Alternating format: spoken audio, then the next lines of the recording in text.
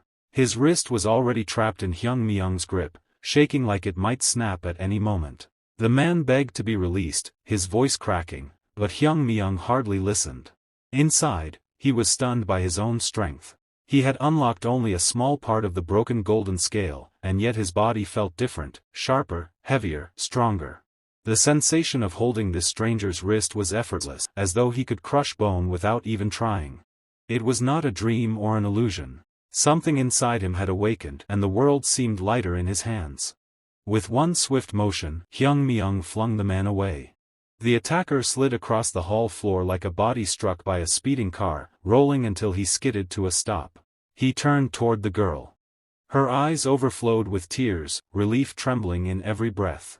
She thanked him repeatedly, asking what she could do to repay him.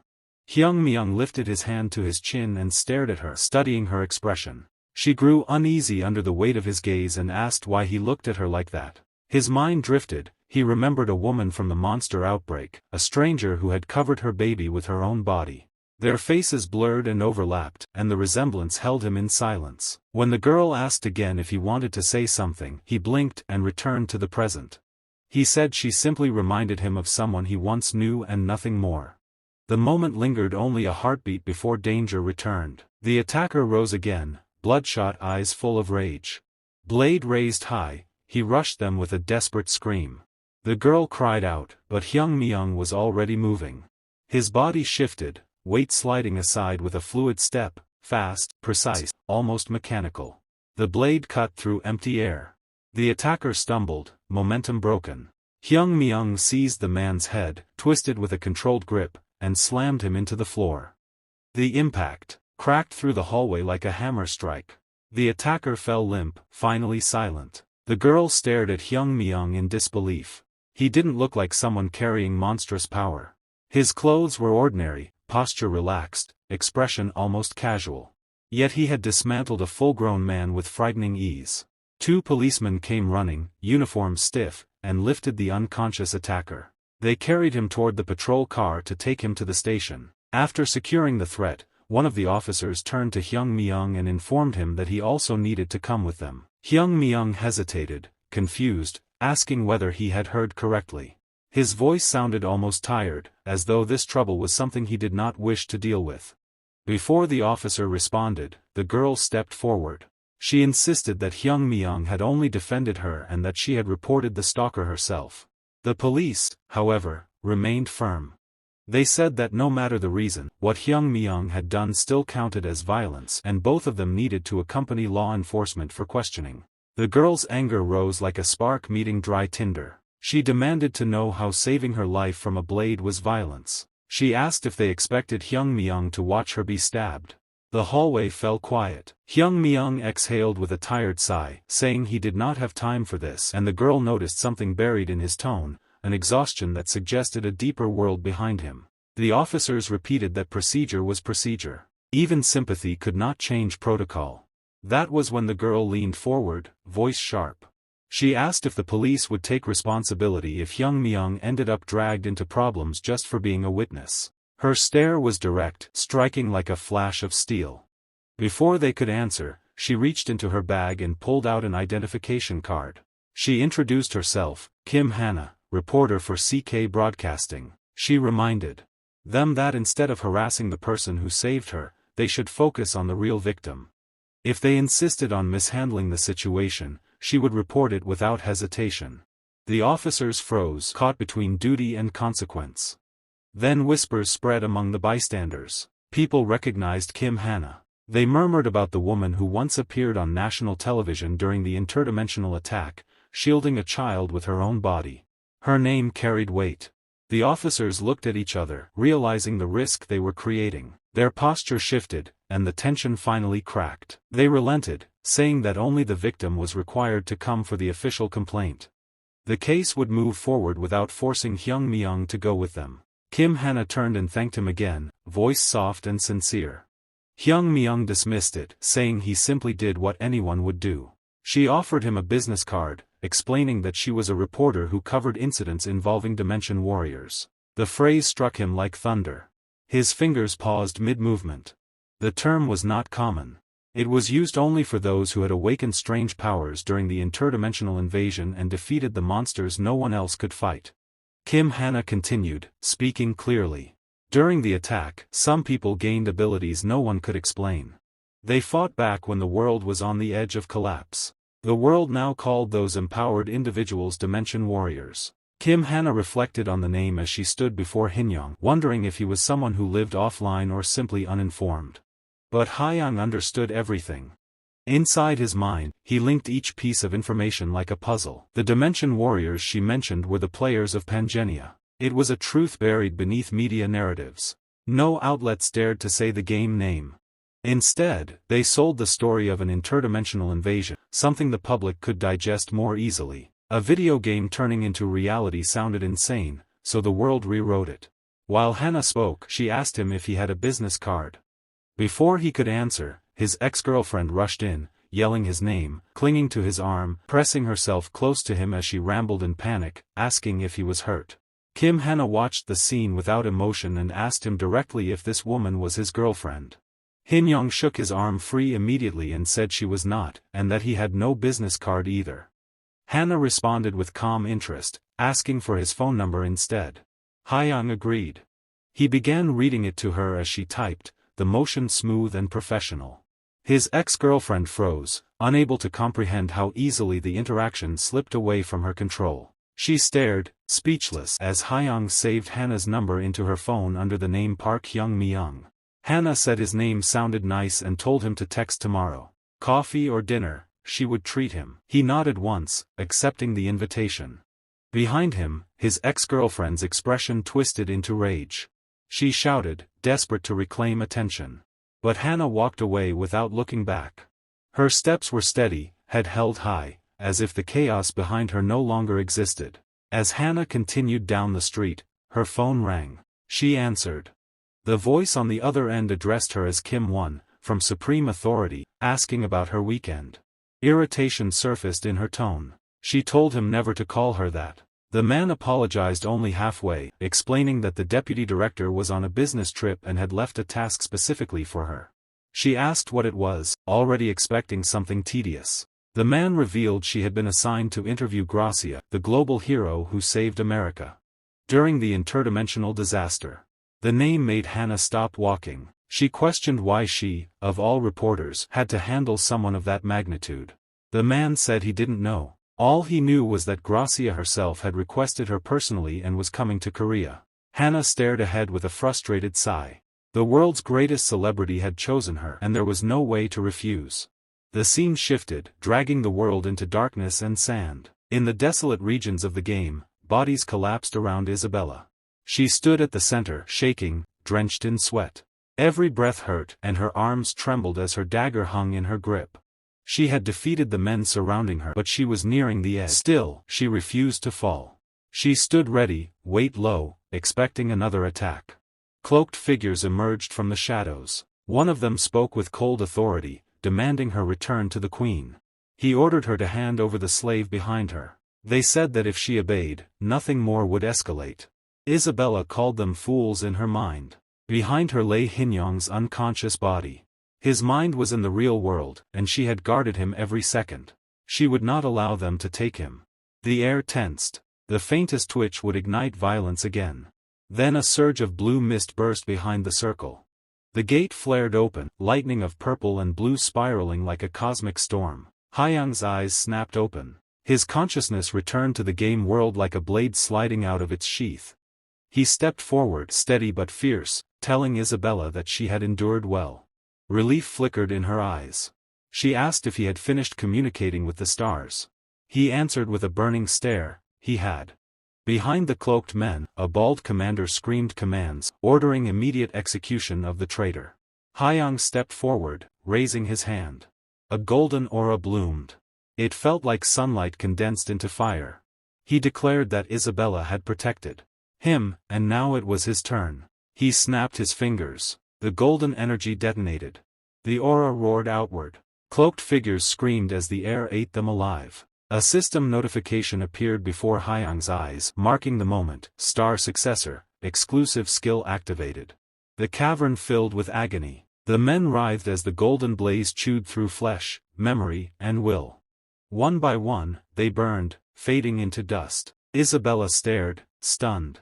She wondered if this was truly the power of a star-bearer. Hyung turned to her. His voice softened. If she wished to return to her old allegiance, he said, he would not stop her. She looked at him, seeing how much he had changed, how much fire he carried. She refused. She smiled, calm but resolute, and told him she would stay. Together, they stepped toward the swirling portal. It turned like a galaxy, purple bleeding into deep blue, its light wrapping them like silk. The system spoke inside his mind. Isabella's curse had been fully erased by the blessing of the stars. Another message followed. Their dimensional route had stabilized. The destination was fixed. It listed 12 warp cities connected to the Kultzman Desert, each branching like roots. Their current destination was the central continent's heart, Arcana. The portal erupted, hurling them through light. When they emerged, a brilliant city awaited them. The system welcomed them to the golden city of Arcana, capital of the continent. Here, materialism was not culture, it was law. Wealth was the blade, and those without it walked unarmed. Nobles without gold or top-tier gear were advised to avoid the deeper districts entirely. In Arcana, prestige meant nothing without coin. Isabella stared, breath caught in her throat. Towers glittered like polished treasure. Streets gleamed with inlaid stone and metal. Every corner shone with wealth that ignored taste and reveled in power. She whispered that the city was overwhelming. Hyang explained calmly. Arcana was called the Golden City because anything could be solved with gold, opportunities, strength, resources, status. All of it. They needed money first, before venturing deeper. Isabella gave a confident smile. She produced a pouch, shaking its coins proudly. She had brought 30 gold with her. Hyang simply stared at the pouch before telling her it would last one night at most. The shock struck her like a knife. In the desert, 30 gold could buy 10 slaves. Here, it amounted to crumbs. He reminded her that Arcana was nothing like the Kultzman desert. Its economy was bloated, swollen, inflated by greed. Prices could be 10 times higher, sometimes more. Everything revolved around gold.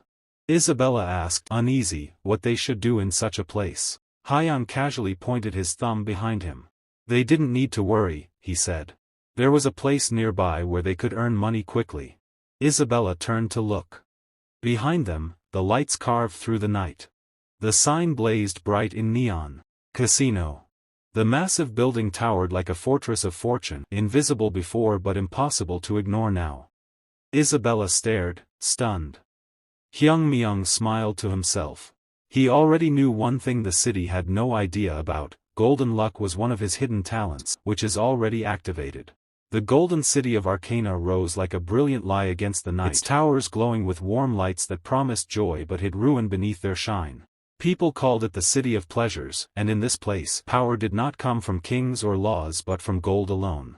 Every street hummed with noise, every alley carried shadows hungry for wealth, and at the center of that hunger stood the Hudson Casino. Its doors never rested, a line of people stretched endlessly under neon lights that cut through the dark like streaks of magic. When Hyung Myung and Isabella reached the entrance, the guards stood like stone walls, blocking all who weren't worthy. One guard leaned forward sharply, telling them the rule with cold indifference: only those who could put down 10,000 gold as a deposit were allowed inside. The words hit Isabella instantly, leaving her frozen in shock, because she had barely 100 gold left after the clothes and bath earlier. She whispered her frustration to Hyung Myung, embarrassed that she had not known about the rule, but Hyung Myung only answered with that calm voice of his, saying it didn't matter, they had never had enough gold to begin with, and the clothes were needed anyway. Their delay angered the people behind them. Murmurs sharpened into insults. Some yelled for them to move aside and stop blocking the way. Others mocked them as beggars wasting time. The guard demanded they leave, his irritation rising as the small crowd grew louder. Isabella lowered her head, her cheeks burning with shame. She could feel every stare stabbing at her, and she wished she could disappear into the floor. But Hyung Myung didn't flinch. Instead, he stepped forward, opening his hand. A soft blue glow spilled out, washing over the guard's face like moonlight. It was the Fairy Queen's tear, clear, bright, and too precious to belong in a place like this. Hyung Myung set it down as casually as one would place a pebble, stating that he would use it as collateral.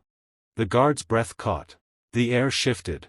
All at once, every insult vanished, replaced with stunned silence. Even the workers inside felt the weight of the item and fell to their knees as the casino's rules bent in real time. The guards trembled, their faces drained of color, as the system identified the item. Words floated before their eyes: raid, immortal, limit-breaking artifact. No normal person carried something like that. And yet this quiet young man stood there like it was nothing. The guard's voice cracked as he declared Hyung Myung a VIP and guided them inside with his head lowered.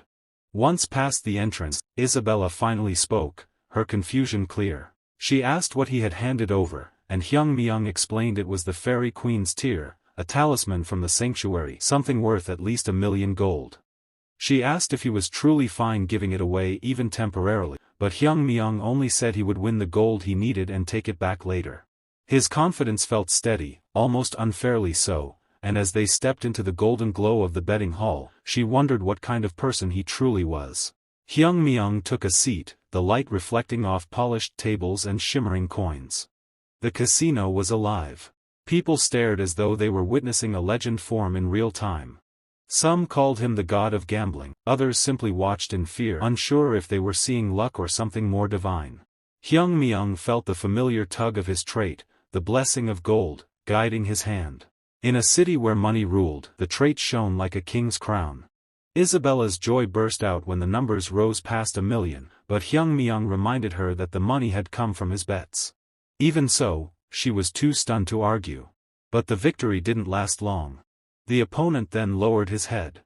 He informed Hyung Myung that while the casino would honor all his winnings, he was banned from entering the Hudson Casino again. Too many people were copying Hyung Myung's bets, crashing the flow of chips and draining the tables dry. The guards gathered, forming a ring around him, though none dared touch him. Isabella's anger rose in her eyes at their disrespect, but Hyung Myung stayed calm.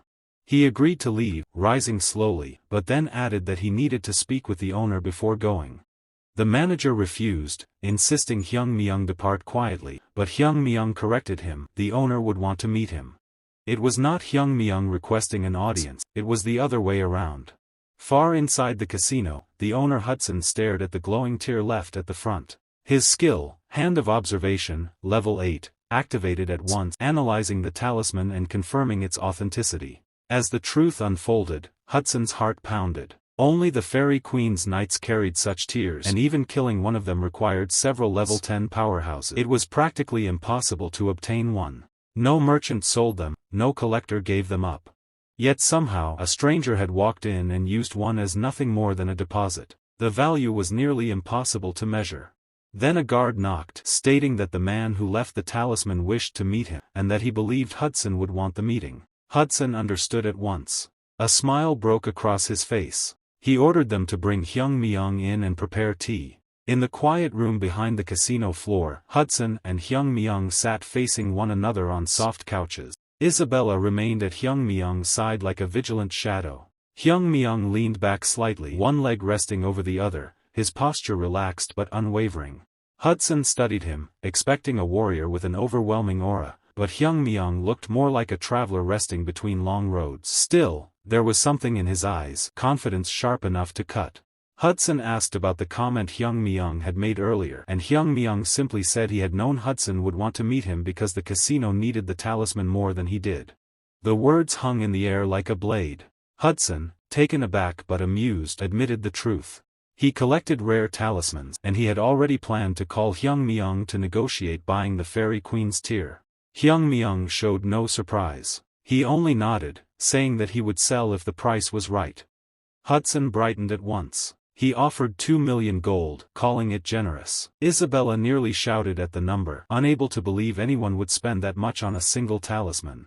But Hyung Myung didn't react at all. When Hyung Myung finally spoke, 20 million gold.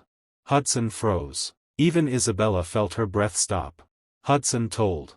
That amount could buy a mansion in the heart of Arcana, land that even nobles struggled to touch. No talisman, no matter how rare, ever reached such price. He steadied himself and tried to speak plainly, insisting that a tool meant for reforging weapons held no such value. But Hyung Myung met his doubt with a calm that felt almost unnatural. The talisman wasn't worth that price to Hyung Myung, he said, it was worth that much to Hudson. The small tremor in Hudson's hand betrayed him. Hyung Myung saw it immediately. The Fairy Queen's tear, he continued, wasn't just a collectible for Hudson's shelf. It was the key he needed if he wished to enter the city council. Hudson fell silent, unable to deny it. Hyung Myung's voice remained steady as he explained the truth Hudson hid behind money and status. To join the council, one had to reach level 10, and reaching level 10 meant breaking through with one's own strength. For combat classes, that wall was high but not impossible. For someone like Hudson, whose profession was built around money, influence, and numbers, not battle, it was a barrier he could never cross. Unless he had something that could remove equipment restrictions. The Fairy Queen's tear was exactly that. With it, he could wield higher tier gear to cover his weak combat stat. And the reason the casino owner was even reaching for the council in the first place? Hyung Myung said the name quietly, almost gently. Serengeti. Serengeti. The pure white knight. The lone daughter of Marquis Weiser of the Balran Kingdom. In the old days, when Hyung Myung believed Panginia was nothing more than a game, she had marched beside him with 500 knights under her command during the Demon World Great Expedition. She had been his right hand, unwavering even in the face of death. In the end, she sacrificed both her legs to the Demon King so Hyungmyeong could live. Back then he took her sacrifice as a dramatic cut scene, a scripted story beat meant to move the player. Everything felt distant, unreal. But after Wilhelm's death, after finding himself awakened inside this world, after realizing NPCs might actually be players, things changed. He remembered the moment the system notification rang.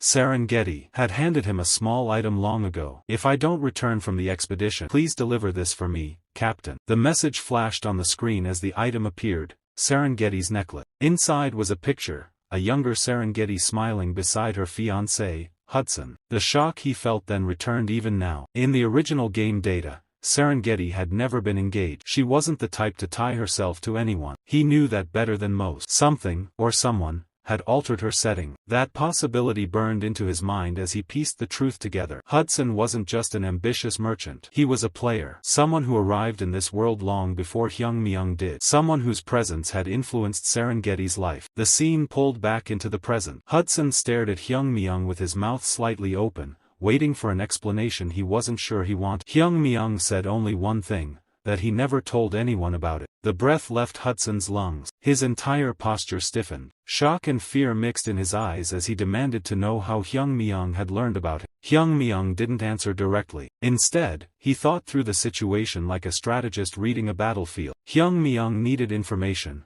about the world, about other players, about whatever rules bound this place. Hyungmyeong spoke finally, saying he hadn't known anything. He had heard it. The stars had whispered it to him. Hudson recoiled as if stabbed. A trembling whisper escaped him. Was Hyungmyeong claiming to be a star-bearer? Hyungmyeong didn't affirm it, but he didn't deny it either. He said Hudson didn't need to believe him, only understand that Hyungmyeong could give him what he wanted. And Hyungmyeong didn't want his gold. He wanted something else entirely. A simple condition, he said. Hudson frowned, confused, and asked what condition. Hyungmyeong told him, "Tell the stars the story of your life. Let them decide. Everything must be true. Lies are not tolerated by the stars." Hudson hesitated. His whole life, his identity, was information that could put him in danger. Hyungmyeong knew the risk Hudson faced. NPC hunters existed in this world, beings who could sniff out players hiding among the population. They believed players were criminal. They executed them without hesitation. Many players had died to them. Hyungmyeong knew that revealing personal information in Pangaea was like handing your neck to a blade. Most players hid their identities, changed their names, concealed every piece of their past. Even Hyungmyeong had no intention of exposing himself. But Hudson's situation was different. Serengeti was not an NPC to him. She was someone he loved. Someone tied to every dream he carried and every risk he took. Hyungmyeong was certain Hudson would accept. Because unlike money, unlike political status, unlike the city council, Serengeti mattered more to him than anything. Hyungmyeong watched Hudson battle with the decision, sweat forming at his brow as he stared at the necklace he kept like a lifeline. At last, Hudson spoke. He would share his life story. He would begin with Serengeti, because all he wanted to achieve started with her. He described her not as Hyungmyeong remembered her in the game, but as she existed in his own life. Brave, noble, a knight who had stood on the front lines of the Demon World Great Expedition. He said she was part of the group led by the 8 heroes. The word struck Hyungmyeong like a hammer. He sat upright, eyes wide, unable to stay silent. 8 heroes? Impossible. In his memory, Wilhelm alone led the expedition. Hudson paused, confused by Hyungmyeong's reaction. He explained that Wilhelm was famous, yes, but the expedition had been carried out by all 8 heroes together. And according to the stories, it failed because of infighting among them, though no one knew the detail. Hyungmyeong felt the world twist. Infighting? The 8 heroes acting against each other? It made no sense. He demanded if Hudson even knew who the 8 heroes were. Hudson answered without hesitation, naming them as legendary figures recognized across the kingdom. And then he mentioned the one regarded as the strongest after Wilhelm, Gracia. The name hung in the air, cutting through Hyungmyeong's thoughts. The scene shifted to somewhere far away, where Gracia sat alone, looking down at a newspaper spread across his desk. Headlines screamed across the page, "The man who rode a monster. Who is he?" The article described the terrifying attack in downtown Seoul earlier that day and the mysterious rider who descended from the sky atop the giant mantis to save countless lives. Gracia read it with narrowed eyes, absorbing every detail. His assistant approached with a report, telling him the interview with the Korean journalist Kim Hana had been arranged. The assistant suggested that they bring the reporter to the United States, the government wanted Gracia to remain in the country in case another monster appeared. But Gracia refused. He needed to go to Korea himself. There was something in the story, something in the description of the man riding the monster, that stirred an old memory within him. A faint hope. A familiar spark. He told his assistant he had a feeling that the man in the article might be the friend he had been searching for all this time. The cafe was quiet in the late afternoon. Hyunmyeong sat across from Kim Hana, eating in silence. Halfway through his meal, his expression shifted. The taste faded, replaced by exhaustion that settled deep in his eyes. Hana noticed at once. She tilted her head, watching him closely, and asked if the meat did not suit his taste. Hyunmyeong shook his head slightly. It was not the food. Something from yesterday still weighed on him. He had barely slept. He remembered staying up all night, listening to someone pour out their life, crying and rambling without end. He had only wanted them to talk a little. Instead, dawn had arrived before he noticed. Still, that night had not been pointless. From those broken words, he had learned about the ones called the 8 heroes. Even so, the lack of sleep had caught up to him. He had logged out late, woken late, and arrived 10 minutes behind schedule again. Hyunmyeong glanced around the cafe and spoke quietly, asking if this place was not expensive. It felt wrong to eat freely like this. Hana answered without hesitation. What he had done for her before, getting rid of her stalker, outweighed a meal like this. She said it was something only a truly brave person could do. Hyunmyeong lowered his gaze. He did not see himself that way. As he picked up his utensils again, Hana's attention drifted past him. Her eyes narrowed slightly. Something behind him had caught her notice. When Hyunmyeong asked what was wrong, she leaned closer and whispered about a woman sitting at the back. The woman kept glancing toward their table. She looked familiar. Hyunmyeong turned just enough to confirm it. It was Seo-yeon. Across from her sat a man with dyed blue hair. Both of them were staring at him, anger written plainly on their faces. A dry thought crossed Hyunmyeong's mind. What a coincidence. The man with Seo-yeon looked exactly like the one from her social media posts. Memories surfaced uninvited. He remembered standing across from Seo-yeon in the past, asking if her new boyfriend knew she was meeting him. He remembered pointing out how careless she had been, deleting only her profile picture while leaving the rest behind. Even the name came back clearly now. Young Jin-woo. Hana sensed the tension and whispered again, asking if they should move tables. Hyunmyeong stayed silent for a moment. Then he calmly said it was fine. There was nothing between him and Seo-yeon anymore. No relationship of any kind. With that, he returned his attention to his plate, forcing himself to eat as if nothing existed beyond the table. The food had barely reached his mouth when a sharp voice cut through the cafe. His name. Loud. Accusing. Young Jin-woo had stood up. Chairs scraped the floor as the man strode toward their table, eyes burning. He accused Hyunmyeong of following Seo-yeon there. Hyunmyeong did not react. That silence only fueled Jin-woo's anger. He raised his voice, drawing attention from every corner of the cafe. He shouted that Hyunmyeong had pestered Seo-yeon after the breakup, that he had stalked her, dragged her to cafes while crying and begging. The lies were clear. Hyunmyeong finally understood. This was Seo-yeon's plan. Turn herself into the victim. His gaze remained steady, his expression unchanged, even as Jin-woo pointed at him and threatened to kill him if he followed her again. The words were crude, meant to humiliate. Hana could no longer stay quiet. She slammed her hand on the table and stood up, her chair falling back. Her voice echoed as she demanded to know why he was saying whatever he wanted. Jin-woo looked her up and down with open contempt. He mocked her presence, asking if she was some kind of rented girlfriend. Hana's face flushed with anger. Around them, other customers stopped eating, watching openly now. Jin-woo sneered and asked how much she was being paid, throwing out a number as if it meant nothing. He offered to pay double, telling her to learn when to interfere and when to stay silent. Hana shot back. She had made the reservation herself, that she was treating Hyunmyeong because he had helped her. Having a mouth did not give him the right to say anything he wanted. Jin-woo laughed and pulled out cash, tossing it toward her without care. The bills fluttered through the air. He raised the amount, mocking her again, telling her to move elsewhere like trash. That was the moment her restraint broke. Before the money even hit the floor, Hana's hand moved. The slap landed with a sharp crack that echoed through the cafe. Jin-woo froze, stunned. Rage twisted his face as he shouted that she had hit him first. He stepped forward, lifting his hand, telling her to grit her teeth. Hana's eyes widened. She did not have time to react. But the blow never came. From his seat, Hyunmyeong moved. His foot hooked around Jin-woo's leg and pulled. The man lost his balance and crashed to the floor. Hyunmyeong finally stood. His voice was calm, almost cold, as he told Jinwoo that was enough. Jinwoo was not innocent either. That only made the man angrier. He cursed and tried to rise, but Hyunmyeong's hand was already on his face. In the next instant, with one hand, Hyunmyeong drove Jinwoo's head back into the floor. The impact shook the table. Jinwoo's vision swam.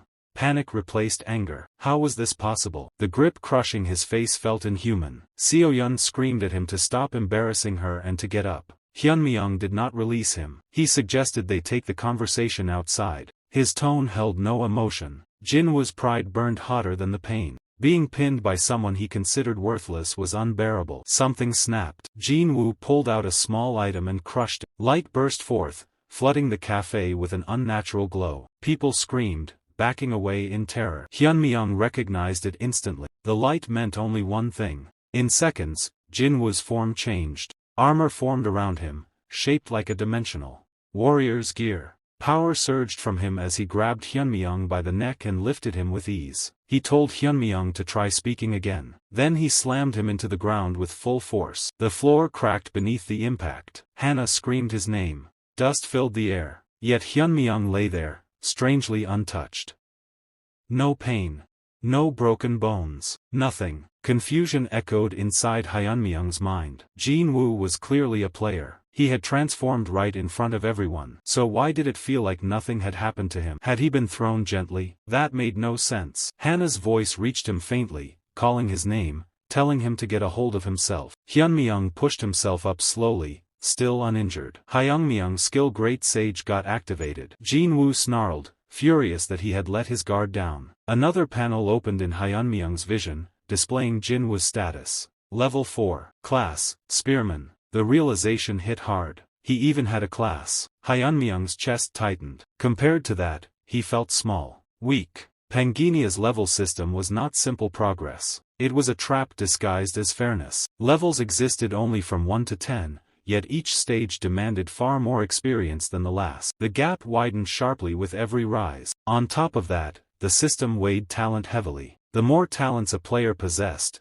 the more experience they needed to level up. Power accumulated fast, but growth slowed painfully. Hyunmyeong carried 13 talents. Because of that, his strength far exceeded his displayed level, yet he remained stuck at level 10, grouped among those with fewer talent. In Panginia, strength and level were not equals. They often lied to each other. That was why Yoongjin's level was low. The reason was simple to the point of emptiness. He had never fought. Not once. From the day he was forcibly synchronized with Panginia, Jinwoo had run. He ran from monsters, from danger, from every choice that demanded courage. He survived not through skill, but through coincidence. A few lucky turns allowed him to clear the main quest without ever facing real combat. Then the system rewarded him.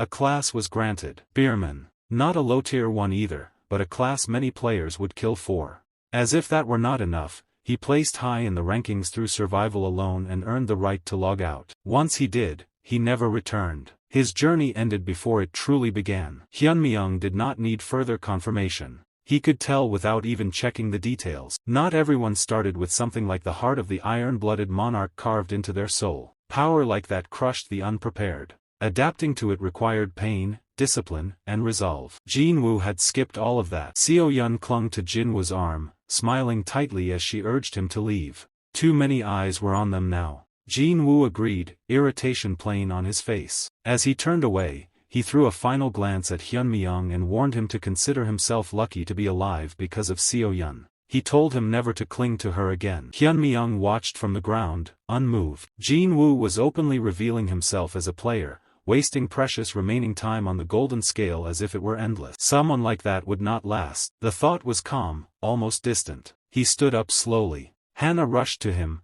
panic in her eyes, asking if he was hurt. He answered that he was fine. She immediately insisted they call the police. Hyunmyeong stopped her gently. It was better to let it go. They were not blameless either.